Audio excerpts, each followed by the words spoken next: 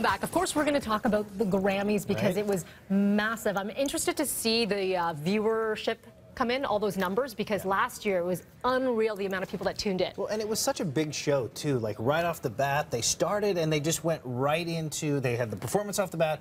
LL Cool J didn't talk that much. He just started getting into it because they had such a packed show. So this is how they started, right? AC/DC kicking off the show, and it got people to their feet. What did you think about AC/DC as the opening act? I loved it. High energy.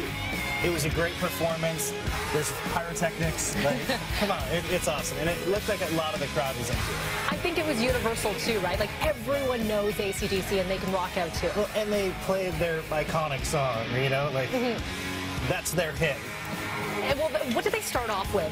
They didn't start with Highway to Hell. They built up to it, right? But yeah, they got everyone on their feet. Way to start the show, so I thought that was awesome. But what a lot of people are talking about are some of the duets, and they were very strange. Like, you wouldn't pair up a lot of these people. Yeah, and I think what they were trying to do was sort of pay homage to the roots of music and some of the older songs, but then bringing in sort of the modern and contemporary voices to sort of bridge that gap. I'm going to say some were good and some were strange. Yeah. And let's begin with Tony Bennett and Lady Gaga. Now, okay. I mean, she can sing. Can she rock it? Do they sound good? Yes, but something I wasn't sure about here. I don't get this weird arm candy thing that she does with him. And it was all over the red carpet, too, right? They were always hugging and touching. And weird. I don't know. It was just weird. Like, I don't know if she's working through some issues, but... You know what? She's rediscovering herself, though, because you remember that Lady Gaga has a wicked voice. Yeah. Because you're so used to seeing the performance out of her. And then when you're doing this, you're stripping it down, right? That's right. So, I mean, good performance, how it sounded, I don't know. It kind of just, it was something not there for me. But this is what I think was the performance of the night. Hozier and Annie Lennox brought down the house. Now, you missed this one. Yeah, you went to bed. I was in bed by this point. I'll tell you my sins and you can show me the light of me.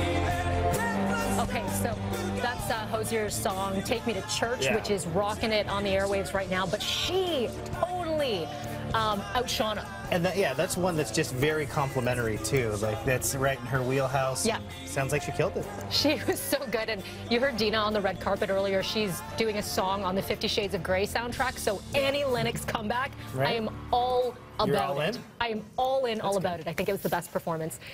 Here's one that was, when we talk about awkward, Tom Jones and Jessie J. Okay, here we go.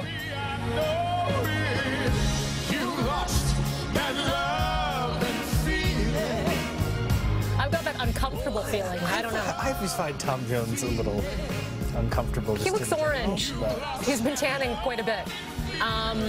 I don't know. I know what they're trying to do, like you said. Again, but paying the tribute to sort of the old, and try to bridge that gap and bring in some of the younger crowd to, you know, if these artists are appreciating it, you know, maybe the younger kids will start to appreciate it as well. It might have been cool to hear him sing some of her songs. Yeah. That would have been kind of cool. Unexpected. Yeah. That's I don't know if they'd be able to keep up with it. Bang, bang, a little. Yeah. I don't think Tom so. Jones could have done it. I don't think so.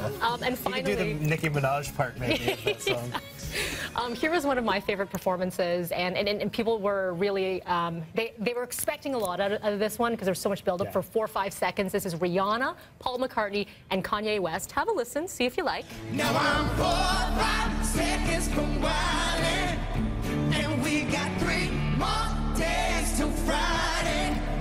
I'm trying to make it back home by Monday. Anyway, I loved it. Yeah, I think it's a good performance. The collaboration works. Everybody sort of played their roles and stayed in their lanes and didn't do something that's sort of outside of themselves. Like, Paul wasn't trying to be too hip-hop cool. Rihanna was just singing it, and then Kanye just adds his little Kanye to it. And, you know, it worked there. I didn't like Kanye's other performance, his solo we shall discuss. I kind of like that, him just in the spotlight. Does he have to have like a certain level of comfort to perform? Like, I gotta put on my best velour hoodie and jump out there in velour sweatpants? Like, I don't know. But overall, really cool show, tons of performances.